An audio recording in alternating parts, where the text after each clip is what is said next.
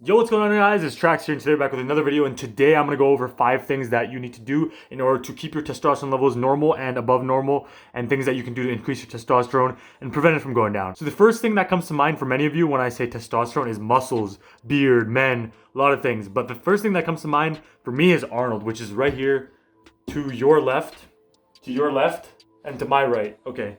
All right, let's solidify that. So I'm in this nice little room here, got my PC with my microphone set up there, just, studying, usual stuff.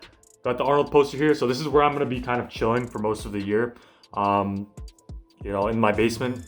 I think it's a pretty good setup in my opinion, but the very first thing that I will be talking about in this video is going to be sleep. Now, sleep is probably, in my opinion, the most important part of building muscle. You don't build muscle while you're in the gym. You don't build muscle before you're in the gym. You don't build muscle after the gym. You don't build muscle while you're eating. You don't build muscle while you're taking a shower. And you don't build muscle while you're going to the toilet, okay? You build muscle while you're sleeping, okay?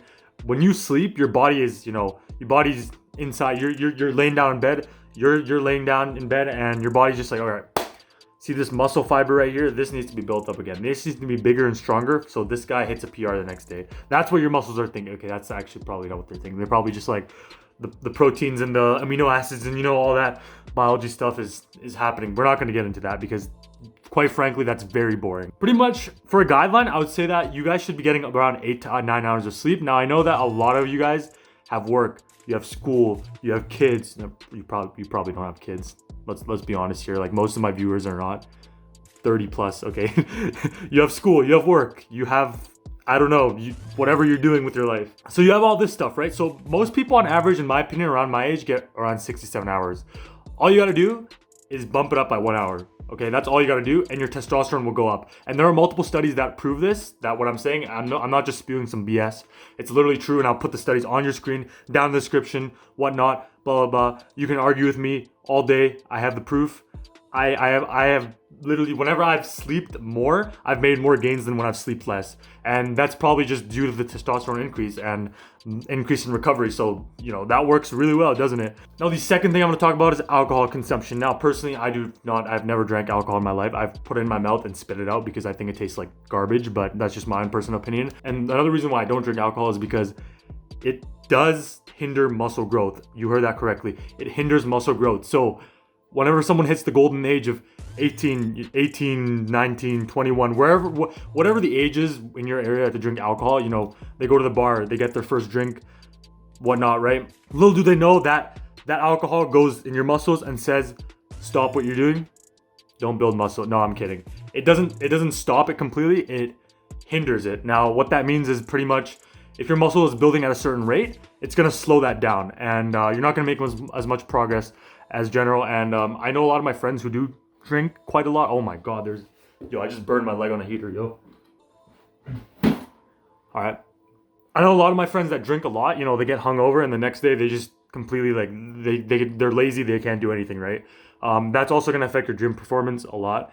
So, why would you risk it? I know, I'm not gonna say it's bad.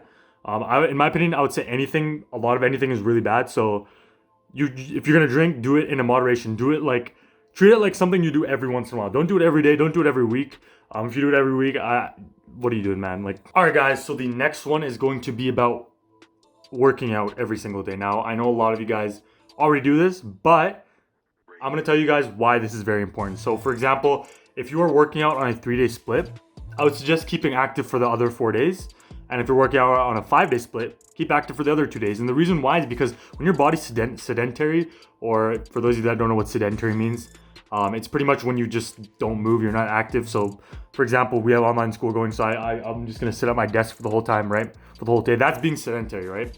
That's not being active. Your body's not moving. And I'm actually learning this in one of my classes, that doing that is not good for you. It's just not healthy for you. But when you're active, even if you're just going for a walk, even if you're just playing basketball, playing soccer, whatever sports. I'm not gonna call it soccer. I'm gonna call it football because it's called football, not soccer.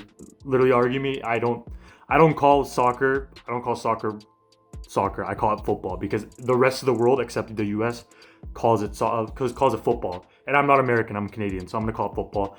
So fight me in the comments. It's football, not soccer. Anyways, I literally got off track there. So you just want to be staying active and you want to work out daily. And when you do work out, you want to hit heavy weights. You don't want to do none of this. You don't want to, I actually have dumbbells right here. You don't want to just, like, did you see how easy that was? Like, that was nothing. I was not working hard right there. That was easy.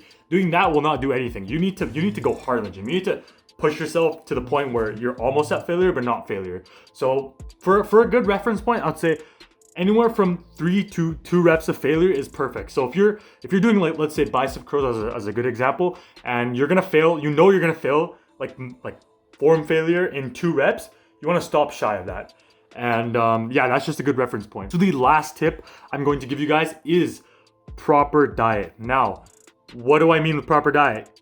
You can be bulking, you can be eating protein, carbs. One thing that people neglect is fats. That's right, fats are not bad. People neglect fats so much, it's literally bad. Like, you need fats in your diet. That being said, what fats do, they pretty much just increase your testosterone. Like, I don't want to make this more complicated than it really is. They just increase your testosterone. So you want to eat fatty foods. Personally, me, I supplement with fish oils. But yeah, that's pretty much the essence of it. Also, one more thing that I would like to say is you want to get your zinc and your vitamin D, because zinc and vitamin D is like something that people usually get in diets, but a lot of people, depending on where you live, you might not get that in your food. So supplementing with them is not a bad idea, and they make sure to regulate your testosterone in a healthy area and whatnot. So yeah.